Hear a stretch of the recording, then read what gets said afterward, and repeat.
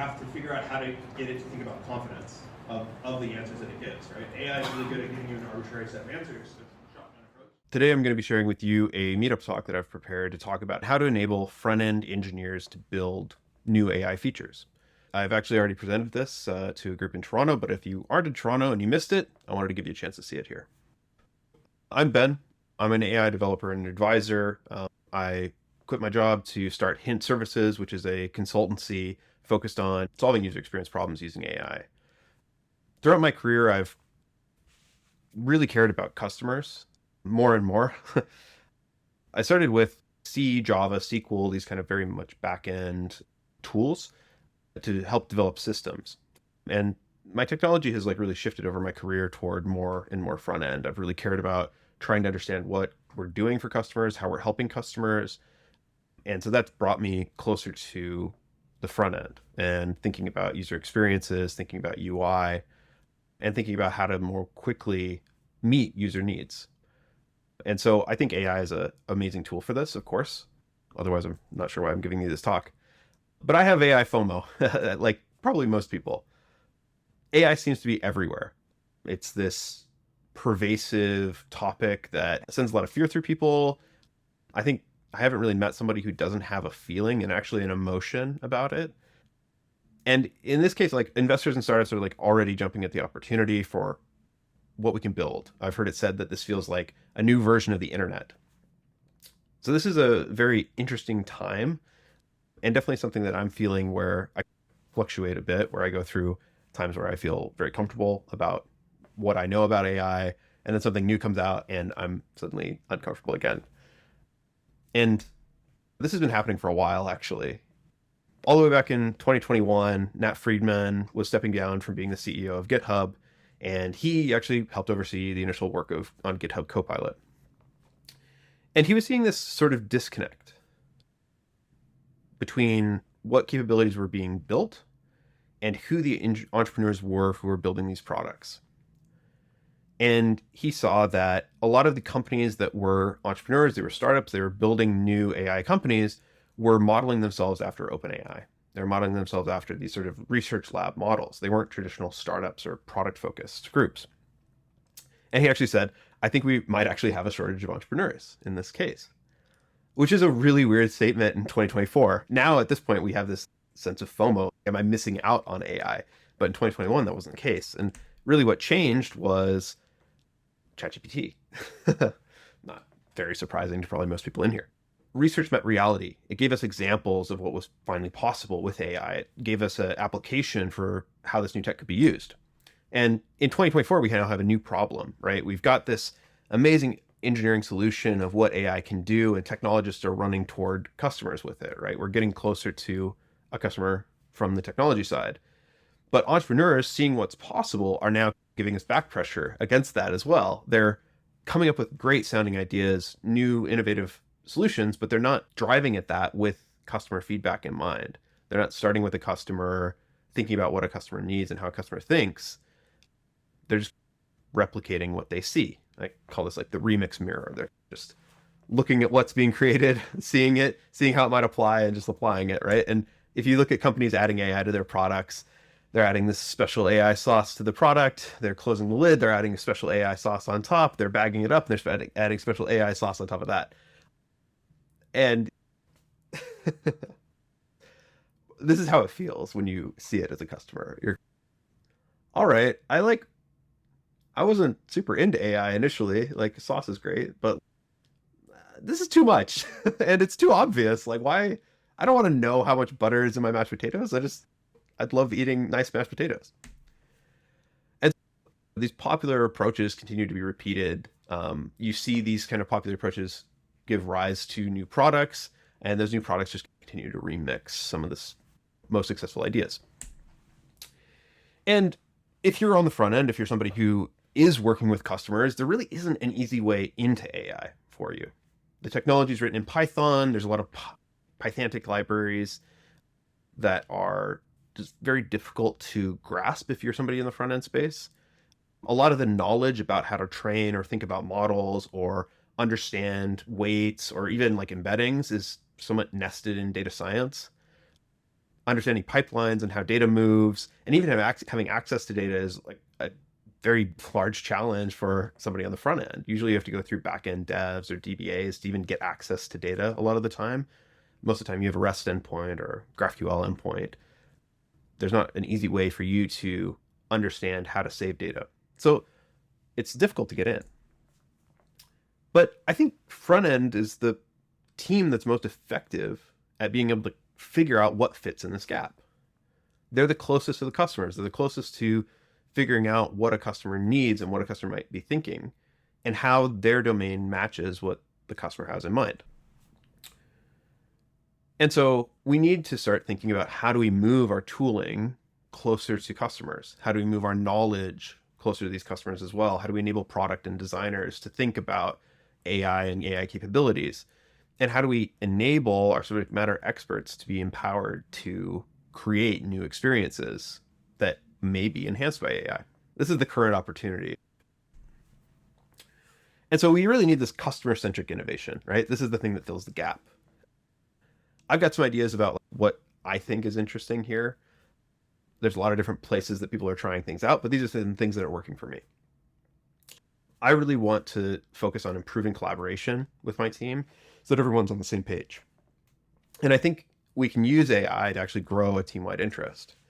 Additionally, we need experimentation. We need to test what's possible against our business domains, right? So when we run experiments, we may actually find differences to what's generally understood or what best practices are trying to be evolved in this AI space, but it's a very growing space, so you can imagine how that's going.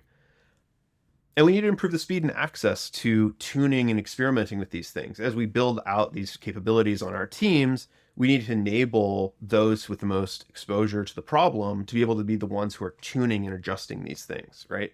It can't be somebody who's a data scientist who's adjusting something on behalf of a customer. They're too far from the problem. It needs to be the business analyst, the domain expert, the product team, who's actually the one that can tune those things because they're the closest ones to the customer. They have the best understanding and visibility to what the customer needs. So to get started, I love Claude Artifacts. This is an amazing tool, very incredible at what it can do. I also use, of course, Copilot. I use the Vercel AI SDK. And I think that these kind of 4 tools drive a lot of incredible speed for building POCs.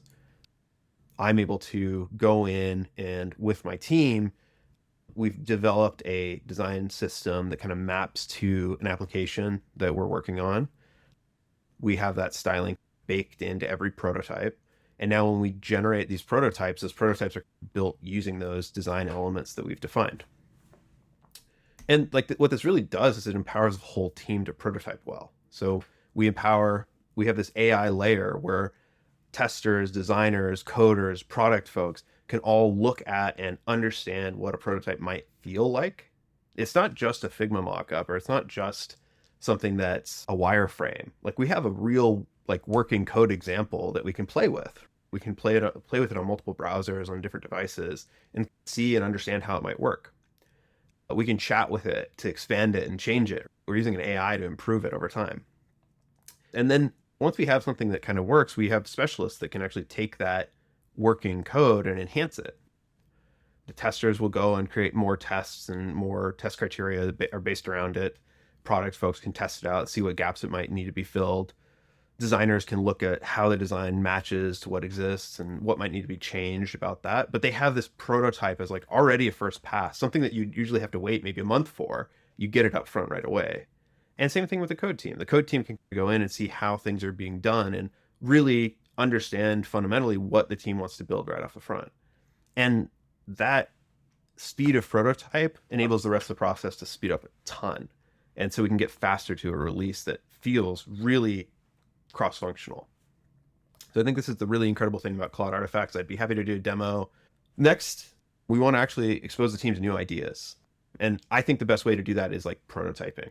Your team understands your business domain. They understand how you guys are building stuff, but they don't know AI. So one of the first things I did when I started thinking about AI and really wanted to dive in was start experimenting and sharing ideas. So I created a bunch of examples. They helped people see and play with what was possible in a fun way. And even people who didn't necessarily know about AI or members of the team that didn't know quite what was possible, those examples started to inspire them. And when they saw those things, they were able to really easily connect with their domain knowledge and say, hey, I wonder if this is possible. I wonder if that's possible. They started to imagine a potential future. And so when we started actually building it and we agree, hey, we've got a good dream here, we've got a good idea of what might be possible, we've got a thesis about how it might work in our business, then we needed to refine those ideas with tests. We needed to look at and validate assumptions. An example of an assumption that's interesting is we assume generally that the latest model is always the best model. But when I actually started testing domain against when I started testing these models against some of my domain use cases, I started to see that a lot of these tests would expose that the latest model wasn't always the best for our domain. We would see, hey, like GPT-4, especially for categorizing things or tagging things, it was performing the best out of a lot of the different models that were available at the time. 4.0 had just come out and everyone's praising 4.0. 4.0 is actually amazing at conversational AI.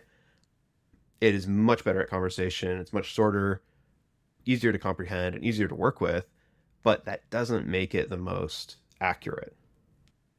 And so these general AI tools, sometimes, while it's better for everyone, it's actually not as good for the refined case.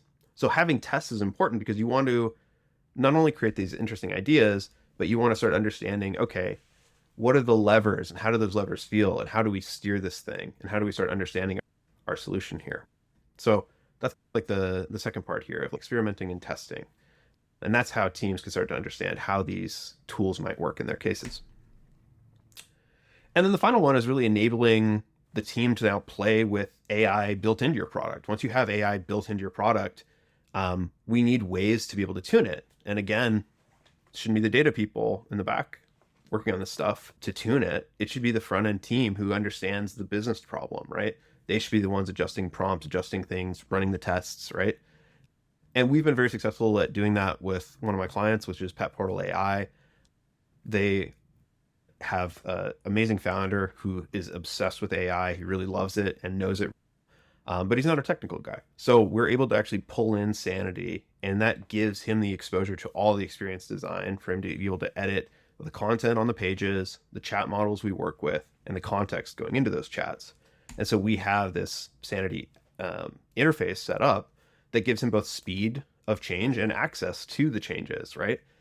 And now we can prototype in production and be able to see, how do these things work? How do these things change? We're able to test stuff attached to all the other aspects of the product, not isolated tests that work great in isolation in a playground somewhere, but they actually work within the real product.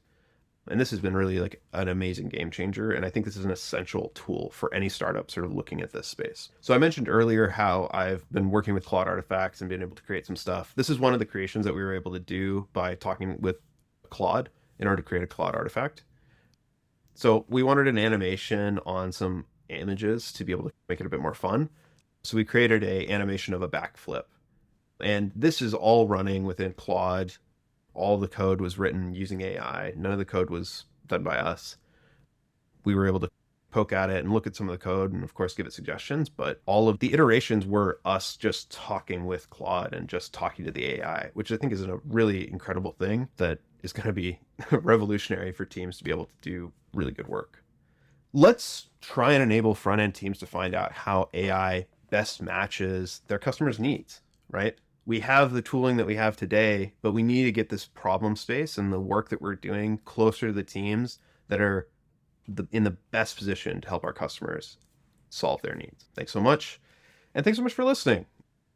I think the presentation went really well, but I'm happy I could share it again here and go through it with all of my subscribers. If you'd like to find out more about us, you can find us on blog.sablediscussion.com. If you go there, you'll find a lot more stuff about what we think about AI and other work that we've done. So thanks so much, and I'll catch you in the next one.